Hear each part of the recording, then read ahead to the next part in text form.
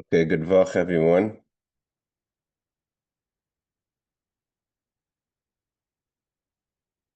Good vach, everyone. Shavua Tov. Motzaei Shabbos Parshas Chai Sarah. So I'm going to start off. We've said we're going to start off with the story of Tzaddik and Baal Shem Tov. But this week we're going to tell the story not of the Baal Shem Tov, but of a few generations before, quite a bit, a few hundred years before, of a story of the Taz and the Bach. I'm actually a grandson of the Taz and the Bach. We learn about the Taz and the Bach a lot in our Shulchan Aruch class, so it's appropriate. The Taz's name was Reb David Halevi Segel, and the Bach's name was Yoel Sirkush. That's the titles that we call them on is based on the titles of their books, their Sfarim they wrote on halacha. And this also includes the story of the Megala Mukos. His name was Nasa Nata Shapiro, which is connected actually to the Baal Shem Tov, because one of the Baal Shem Tov's main Talmidim, the Pinchas of Karitzer, was a direct descendant of, his name was Pinchas Shapiro, direct descendant of the Megala Mukos. It's an amazing story. There's a few versions of the story. This story is actually found in the Hagdama, in the book of the publication of the Megala Mukos. So the Megala Mukos and the Bach lived in the city of Krakow. Krakow is in Poland, was the most well-known city of Judaism, of Judaism at that time. The Ramah, the Ashkenazic authority on halacha, lived in Krakow. The Tosef Siantif. I mean, literally the who's who of Polish Jewry in that time was from Krakow. Also, of course, there's the city of Prague, but that wasn't on the level of the great sages of Krakow. You go into the cemetery of Krakow, and the Taz is the son-in-law of the Bach, and he lives in the city Lvov, Lemberg. So the story goes, a beautiful story. It's a powerful lesson that the Taz, when he was appointed Rav, now the distance between Lemberg, Lvov, and Krakow is about 350 kilometers, so it's quite a distance. So when the Taz was appointed Rav in Lemberg and Lvov, so he traveled. He wanted to travel to his father-in-law, the Bach, in Krakow. It says in the Hagdam of the book and the Megala Mukos, it says that when he left to go to Krakow, the whole city of Lvov came out to honor the Taz, and everyone was there. And then he comes to Krakow, and the Bach is very excited. His son-in-law comes to visit him, and the whole town is very happy, very excited. The great visit of the son-in-law of the Rav. So the Bach was the Rav of the city, and the Megala Mukos was the Reish Mesifta, the head of the yeshiva. So the whole city comes to greet the son-in-law of the Rav, and also a tremendous Rav in his own right, the Taz, the Rav of the city of Lvov, Lemberg, the same Polish, it's Lvov, and in German it's Lemberg. So so everyone comes to greet him, and the Megala Mukos, who's the head of the yeshiva, doesn't join to greet the son-in-law of the Rav of the Bach, then the Taz. The Shabbos comes, and here's a picture of the Taz. This is the picture they have of the Taz. This is the Taz, obviously in his later life. So the story goes is that Shabbos as well, the Megala Mukos comes to shul, and so does the Taz, and everyone's greeting the Taz, and this is the gravesite of the Bach. This is the tombstone of the Bach, and this is the tombstone of the Megala Mukos. Is this one over here? So he says, or maybe the both. This is also the Bach. Either way, so he says the Bach, the Megala Mukos doesn't come to greet the Taz, doesn't say Good Shabbos, doesn't welcome him. He's very offended. Again, another week goes by. According to the Sefer, it's not another week; it's another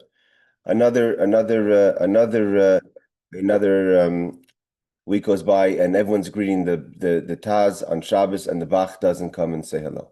Sorry, the Megala Mukos doesn't come to say Good Shabbos, and he makes a big scene. He's not going to greet the son-in-law of the Bach, the great Taz. And by this point, the Taz and the Bach are both very offended. Why is the Megala Mukos treating him this way? I mean, the Megala Mukos was a huge tzaddik. He was a visionary. He was a big Kabbalist.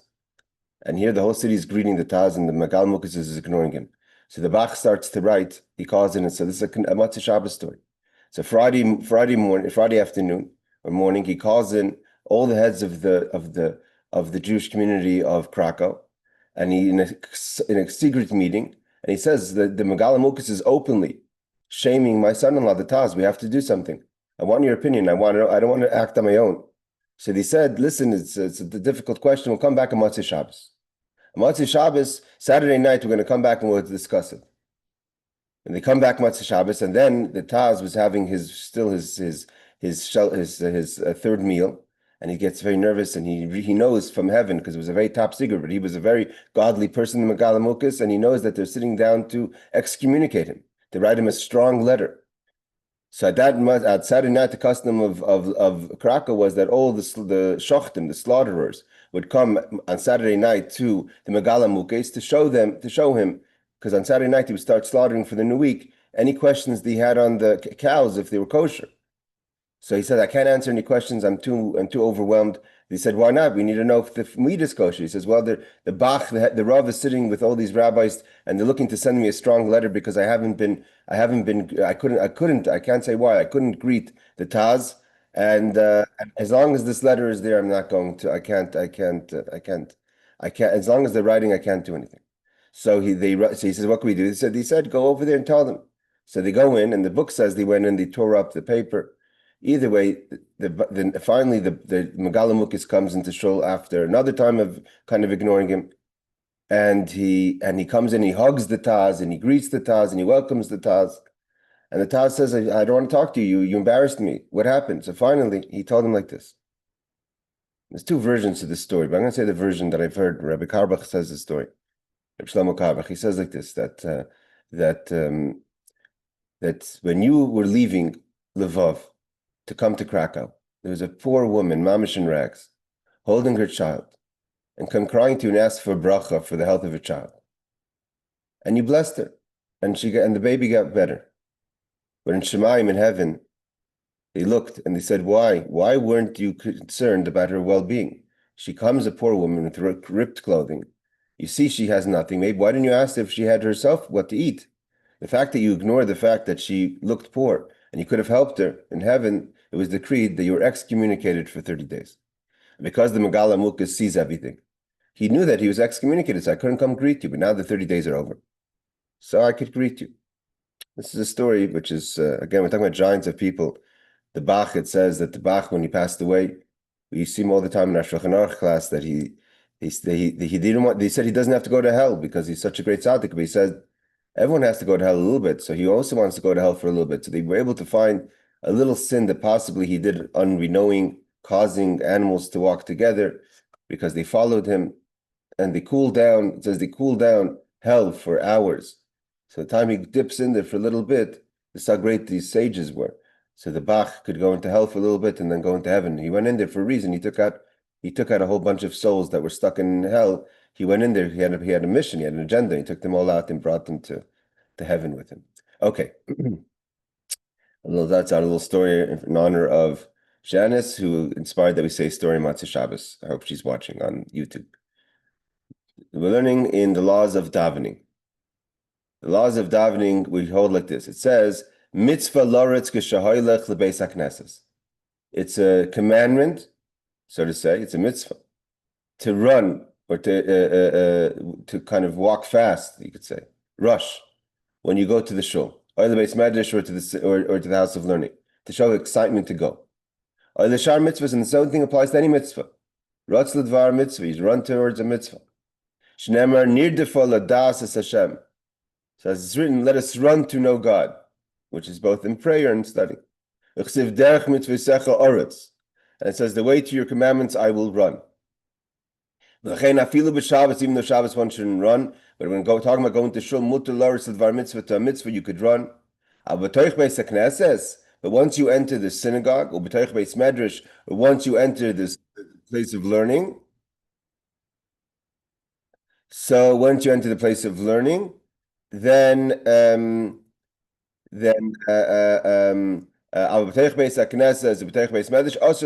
synagogue or in the place of learning, it's forbidden to run. When you get into the entry you're about to enter the synagogue, yishma'at, you should wait a bit. Shleikanis bepeta pisaim. Kind of calm down because you ran to the shul. So what? Slow down, stop for a second. So you shouldn't walk in kind of just suddenly into the shul. V'yerasa v'yifchad mihadar ga'oinis barach. And as you should tremble with awe before the splendor of the glory of Hashem. V'yomer pasuk, and you should say the verse when you enter the shul. V'ani b'roiv chazdecha avoy v'esecha eshtachva l'chal kadshecha b'yirasecha, which we say in the Matovu. And then he says, Shehu Kumay Netilas Rishus. When you say Vani B'Rev Chazdecha, it's kind of you're asking God permission to walk into the synagogue. And then when you enter, you should walk in with fear and awe. As you're standing before a king. Don't be familiar and casual in a shul. The kahila is sheyesh liyehudim rechayvis b'fnei atzman. In the communities where the Jews have their own streets, whether it is in the shtetl or in the ghetto, or in Eretz Yisrael for that matter. So then it's a mitzvah lisativ b'tzitzis ulaniach tefillin b'veisai. Then you should put on your tzitzis, meaning your talis, and your tefillin at home, and walk with your talis and tefillin in the street to the shul. But if you live amongst the nations, amongst the Gentiles, or if you're going to walk in unclean areas, so it's not clean to walk with your talis and your mainly your tefillin. Then you should put on, which is the custom by many people, that you do not put on their talis and tefillin in the synagogue itself, meaning the proper sanctuary, but in the synagogue building, in the presdar, in the halls, or there's the back room, they'll put on their talis and tefillin so they could walk into shul already wearing the talis and tefillin. Kihu inyan gadol, it's a big deal. Likones, the beis hakneses, me'utav batzitzis, umuchtar batfillin. It's a big deal to walk into shul already garbed in your tzitzis, in your talis, and crowned with your tefillin. Okay, let's see the footnotes on this. The pasuk is, he quotes the verses, the sources of the verses. 31 is what? Is talking about, here we go. Therefore, even on Shabbos, it's not proper to run on Shabbos, except mentioned here to a mitzvah or to run into the synagogue. 32, we're supposed to say, the verse concludes with the words, I shall enter your house, which is talking about, it says, as for me, though, the abundant kindness, etc., as I enter your house, which you're asking God permission to enter the house of prayer, which is Danit Tefilasi, which that we say before we go into shul. 33, is it here? Can't see, hold on. I don't think there's any more footnotes on this one. Okay, let's go a little further. We're going to make sure where's 33 all the way down here. Okay. So the law is basically that you should, if you can, in a place, I don't know, New York doesn't really count. A, it's not so clean, and B, it's not a street of only Jews, maybe in Borough Park, but it's mamish streets of Jews. But I don't think regular streets in America are streets that people walk in their talis and film. Also about the cleanliness today. But in Yerushalayim, you see people walking with their talis and film, meaning they're wearing their talis and their film as they walk into shul. Means even from home. Okay, but if it says that if you can't do it at home, then try to put it on before in the entry room, and then walk into the sanctuary ready with your talis and your tefillin. He continues. What happens if some sort of emergency is happening or some other thing that's preventing you, in a way out of your control, to go to the synagogue or to this house of study to daven?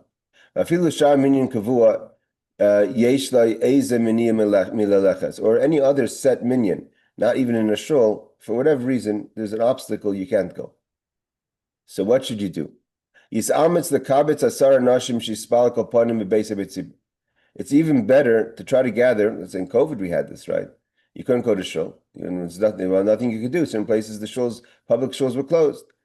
So and I'm not saying in COVID also you should maybe gather 10 people in your house, but in other situations similar to that, where it's safe to be together with other people. So then you should try to gather 10 people even in your house to make a minyan. Sometimes it's weather permitting. There's other questions why. we would be in such a situation where you can't go to shul. Or you're sick, etc.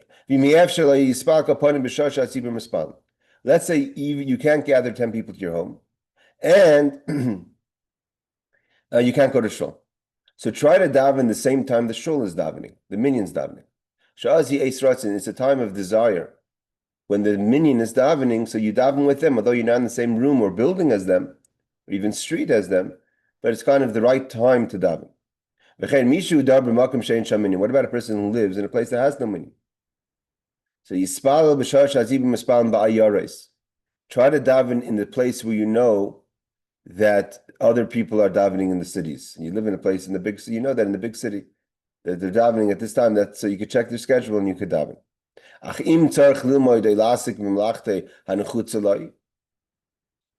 if you're in a situation that you must study Torah or do work which you are prohibited to begin before praying, right? You're not supposed to work before you daven. This is a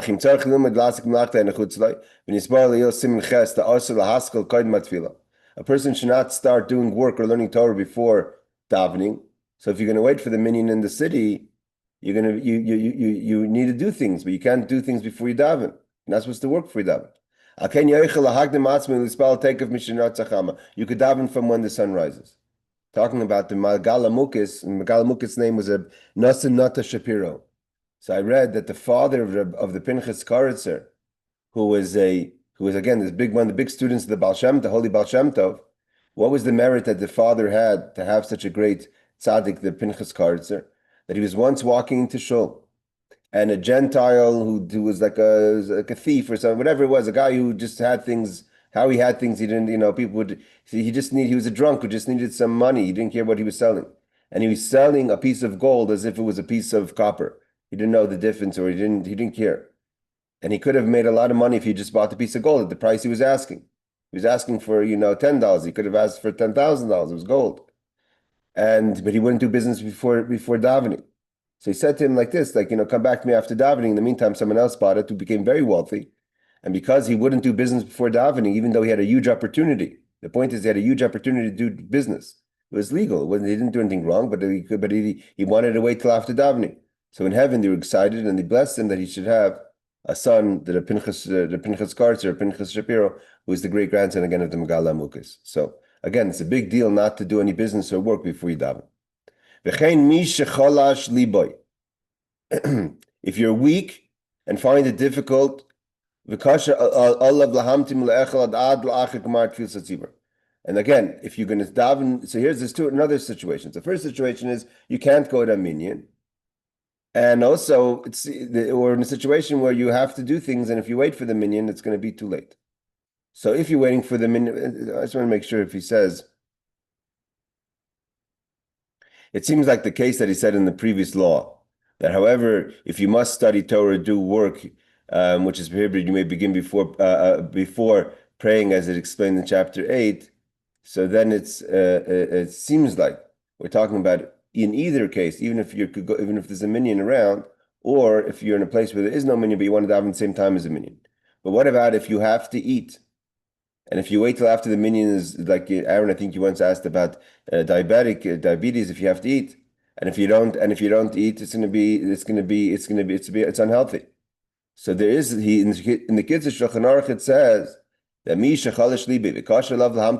they can't wait till the minyan finishes or starts to eat until after the congregation davens. Then you don't have to go to the shul. You could daven earlier at home in order to be able to eat right after davening. Yes, Aaron. If you're talking, I can't hear you. Aaron, you're saying okay. I don't hear you. There's no voice coming over. I still don't hear you. Just hold on. Oh, no, go. Here you go. I gotta do it this way.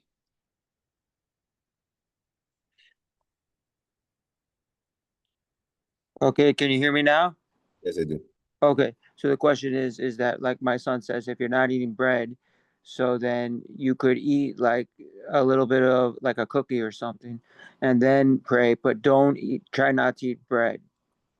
Okay, so there's different customs about that. There's different people. Some people won't eat anything before. In Chabad, we even eat mizonot, which is like cakes or stuff, before davening, and definitely drink. Some people are very careful. So there's different customs with regard to that. So depending on your custom. But here he's saying is if a person needs to eat properly, let's say you want to have a proper breakfast, so better to daven earlier, and then I'll say is again, as Motzaei Shabbos, we could say stories.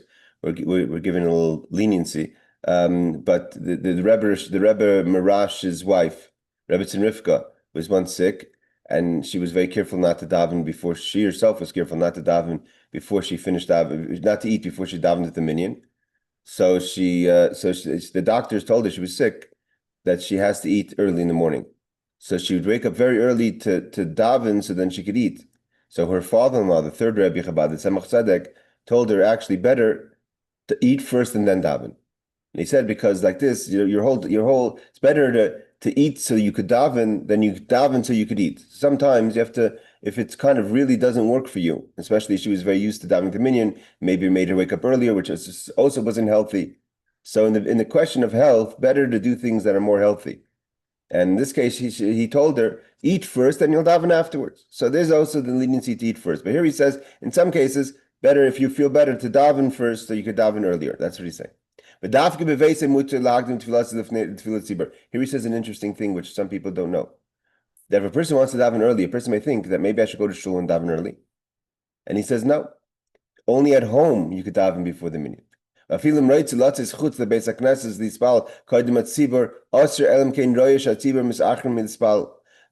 go to the shul to daven unless you see mamish the minyan is davening late, and then you can't wait. Then you could say, okay, the minyan is mamish starting late, so I want to daven early. But to go initially and daven in the shul before the minyan, that you shouldn't do. Which is interesting because some people actually have a reverse custom. They say, I can't daven with the minyan, but at least I want to daven in the Beis HaKnesses. And we mentioned that in the earlier law, that better to daven in the Beis HaKnesses than to daven at home because it's a place of a shul. But that's only if you're going to daven in a Beis HaKnesses where maybe there is no minyan or something. But if there's a minyan, you're coming before the minyan to daven, better than hello Dani good vach. So then better not to daven in the shul unless it's mamish, they're davening late. So too if you're not feeling well, or any kind of other emergency, then you can daven in the shul. But again, the Kitzur Shulchan Aruch says better to daven at home than to make a scene, so to say, and daven in the shul early, which means to show that you're kind of publicly not respecting the minyan. All right, it's not. There's no real clarity what to do in these situations. It seems like if you're just trying to break it down from what the Kitzur Shulchan Aruch says, that if you're sick and you can't wait for the minyan to daven, so daven, you could daven earlier at home. But be at home, don't be at shul unless it's a situation where they're obviously davening late, so it's not kind of like a shaming the minyan. But if not, better to daven at home than to daven in the shul early. Which again, before we mentioned in the beginning of this chapter, we mentioned there's an idea to daven in the shul even if there is no minyan. But here you're kind of shaming the minyan itself. Forget the synagogue. Yes, Aaron. What about I noticed this even in 770, the Chabad headquarters. They have a big coffee bar, and people are getting coffee and then taking it to their seat where they daven. Yeah, that's a good question. I mean, because you have to remember, 770s is a base medrash, really. It's a place that they study the whole day. So it's a base medrash. It's more of a base medrash. Most of the day, it's a study place. And the boys that study there, you have a coffee while they're studying. So we learned before there's a difference between a strict synagogue and a base medrash. I would say 770 is more of a base medrash because there's learning. A base medrash has different leniencies. So to have coffee while you're learning, it's a normal thing. In every yeshiva, they have coffee by their places. Yeah, but I see them. Well, I also see it at other shuls. People bring a coffee and sip it while they're davening. Is Okay. that acceptable? Okay. Sometimes it depends. Some people need a drink, but if you're talking about just like through casual coffee, it's a good question. It's probably strictly speaking, it's probably better not to. But I've seen even a chazan sometimes bring a glass of water up if it affects their prayer. He says like this: even if you want to leave the synagogue to pray before the congregation starts, it is forbidden. It means you can't leave the congregation to daven before it starts, unless you see that the congregation is late. So here, I just want to read. So he's talking about that you're in the shul and you see. Okay, let's just read this scenario again. I think I didn't read it clearly. It says like this: only in your house you could daven before. In the case if you're not feeling well, emergency, you have to eat, etc. But he's right. If you want to leave the shul, you're in the shul, you come in there, you say, "Oh, the minyan is not starting for another hour." But to leave the shul to daven before the minyan is forbidden, unless you see that the minyan is going to be really late, and so then you have to daven on your own. It's okay. Okay, but he said, but again, it's better not to go to the shul than to leave it, or to go into the shul and daven on your own without the minyan. But he says other authorities disagree with this decision. If one has to leave on a trip, he may leave and pray at home. So if you come into shul and you see, so it's not even an emergency, but you have to go somewhere, and you see the shul, the minyan's not starting on time, you can leave the shul and daven at home. He actually doesn't say clearly about davening in the shul alone. Let's just bring down the cases again. Someone who's sick and needs to eat before davening, because you can't wait, so then you could daven at home right away. Only in your house, he says. But if you want to leave the synagogue, you're not in the synagogue, you're going to leave the synagogue to daven early, you're only allowed to do that if it's mamish late, or according to some commentaries, even if you're just going on a trip. And then he says, if you're sick, if there's other emergencies, then you could daven even in the shul alone. So it seems like, yes, they don't want you to daven in the shul alone unless really it's an emergency. And still better to not to daven in the shul and daven at home, not to daven in a public place without the minyan. Okay, let's just do one more law. This happens all the time. There's a rotation of minyanim, right? You have a 6 o'clock minyan, a 7 o'clock minyan, an 8 o'clock minyan. So what happens if you have such a situation? Okay, and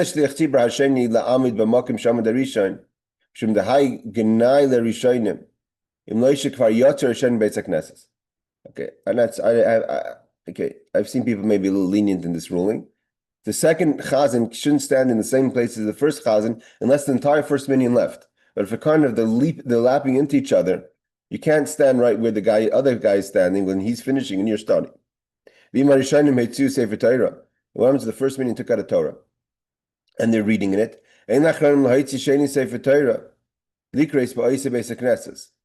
So the second, so he says, if the first minyan took out a Sefer Torah and read from it, the second minyan should not take out the Sefer Torah again to read from it in that synagogue. Let's see why. Aval beharbe kehilais ein makpidin be'elu dvarim. He says a lot of people are not careful about this. At the end of the day, this is the custom. It goes according to the custom of the community. I'm not sure what you're supposed to do. It seems like if the first minyan takes out the Torah and the second minyan is there, they hear the reading, so they shouldn't bring out the Torah again. But he doesn't say that little part at the what happens if they didn't hear the reading? He says that if the second minyan, they should only take out the Torah once. If you didn't hear, you didn't hear. Because the idea is that there's a reading in the shul. But he says most communities are not careful, don't go with that, and that's taka the minig you see anywhere. That if there's a rotation of minyanim, which happens in any big shul, so then they will take out this Torah a second time. So some poskim, hold on, let me just finish the footnotes. Halachic authorities, 35 is in those synagogues where there are many minyanim praying, one following the other, the law does not apply. Okay, so here he's saying clearly that we don't have this idea of not taking out a second Sefer Torah. I'm not sure if he's totally arguing on the Kitzur Shulchan Aruch in the footnote, or if he's just differentiating between like one or two minyanim and a proper rotation of minyanim. Okay, yes, we're going to stop here. Aaron, you had a question. Yeah. Okay. So in our shul on Shabbos, they have an early minyan. So they take the Torah from upstairs and bring it to the smaller place to pray. And then when they're done, they bring it up to us and put it back in. And then we take it out and reread it. He says everything goes according to the custom. And also, it seems like that maybe the Kitzur Shulchan Aruch was talking in a time where there was like kind of it wasn't like a systemized, scheduled rotation in minyanim. So that's like, people sometimes they come into shul and they daven mincha on Shabbos afternoon when we read. And people, Shabbos afternoon, sometimes it's hard for everyone to come on time. Groups together another 10 people who missed the Kriya and say, okay, we want to do another minyan. So then it's not like an official minyan. It's just that people came late to show. Then maybe you shouldn't take out the Torah a second time. That's really kind of what the Kitzur Shulchan Aruch is talking about. But in your case, where there's a rotation and a schedule of different times, that's what he means in the footnote. And we don't go by that ruling. Actually, let's just finish the last law, though we said we're going to only go half hour because it's the last law of the chapter. You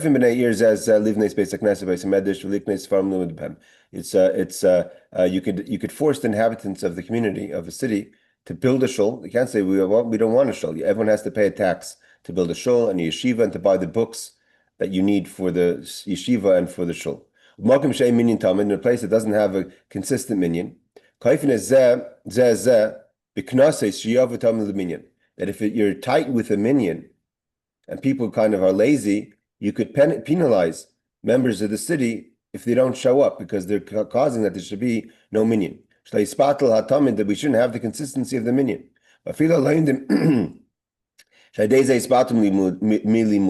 Even those who are studying and by coming to the minyan, they're going to have to stop learning.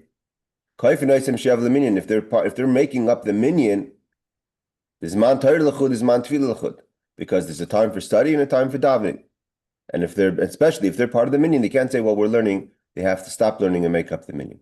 Okay, so this actually is good. We finished the chapter. Ezra Hashem Yisbarach next Motzaei Shabbos. With all God's help, we will start chapter number 13. Thank you for joining. Shavua Tov, Laila Tov.